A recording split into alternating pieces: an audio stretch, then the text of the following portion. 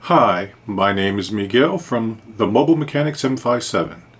Today we're going to talk about the 10 reasons of why you should not become a mobile mechanic. So let's get to it. Number one, it's very hard. You have to have discipline. If you can't take the cold, or the customers are hurting your little feelings, or you're having a little issue out in the field, this is not for you because you got to think on your feet, period. Number two, it's very confusing. You need to know, should I become an LLC, sole proprietor, corporation? Where do I get my EIN at? Where do I get my business license at? What is the insurance I need? What kind of vehicle? If that is completely confusing to you, you should ask for help. If you do not ask for help, especially in this type of business, you're not an island. You need to ask for help, period. Number three, you're not going to get respect. There is a terrible stigma on mobile mechanics. They're on drugs. They don't know what they're doing. They're just in it for the weekend or whatever the case may be. With us, we actually are an LLC. Our vehicles pull up. We are literally an LLC, which speaks for itself. We have our uniforms. We print everything out. We have the diagnosing machines. And most of the mechanics are going to pull up don't even have a business license, and everything is so basic. They might even ask you to borrow some of your tools. Number four, which goes to number three, the stigma itself is that mobile mechanics are lazy and they don't have any knowledge whatsoever. And they're just out here just to make some money to, pay for whatever drugs or habits or whatever the case may be. Number five, weather. With us, we literally have to look at the weather hour by hour. If it's going to be projecting to rain on and off, we just cannot in any shape or way do the job because it's not good for our tools. It's not good for the customers. It's not good for our health. Unfortunately, no one cares. Just the person who's going to be doing the work, which is the mobile mechanic.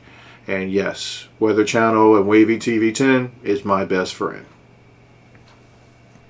Number six, there is no backup. You just can't call somebody. A lot of times when I'm in a situation and I can't get one of my coworkers to help me, I'm in the situation. I have to think directly on my feet, and that's just the way it is. And I have all data, I have Google, whatever. I need to rely on my knowledge, and I have to have some kind of basic skills to get me somewhere. If I don't even know how to crank a wrench, that's a terrible thing. And you'd be surprised at the people come over using hammers and stuff that they should not be doing. Number six, customers. Customers do not care about you. They might sit there, smile on your face, but at the end of the day, all they care about is getting their vehicle fixed. And once you understand that, whatever they say should really roll off your skin, because at the end of the day, whatever they're saying to you is only a reflection on themselves. You are there to do a job. You're not a therapist. You're not there to listen to a sad sob story or whatever the case may be. You're there to fix the vehicle, be professional, and move on, period. You have customers who are nothing but scammers. You got customers who complain about everything on purpose. You got customers who want you to work on their junk and want to hold you responsible and call you for every single solitary thing. And you have to have boundaries to let them know this is unacceptable behavior. I'm a professional. Number eight, safety. In a shop, you're in a shop. As a mobile mechanic, we're coming to your territory. We're coming to your apartment, to your house, to the side of the road, or whatever the case may be. You have to always be wary, look over your shoulders. You have to literally look at the customers, how they're talking, how they're acting, what they're saying, their body gesture, everything.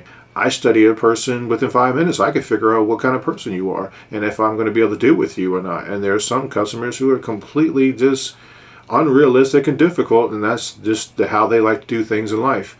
But this is a business. You control the business. Number nine, you wear your heart. Sometimes you reach single moms. Sometimes you reach elderly people. Sometimes you reach handicapped people. You have to use your wits. Are they telling you this just to get some kind of discount? Are they just venting? Are they manipulating you, or whatever the case may be? You still have to understand business is business. And if you choose to give them a discount, that'll be your choice. If they ask you for a discount, you automatically say no unless they are a veteran police officer, firefighter, or someone like that. But someone who just blankly asking for one like they're entitled, the answer is absolutely no. And you will literally see what kind of person you are when you say no.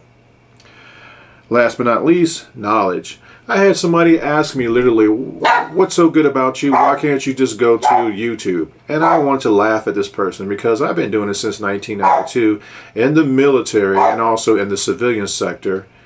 And my knowledge can't be matched on YouTube. If that be the case, I can go be a surgeon or whatever I want to be. Unfortunately, I'm the one who fixed their vehicle and made their vehicle a lot better in longevity.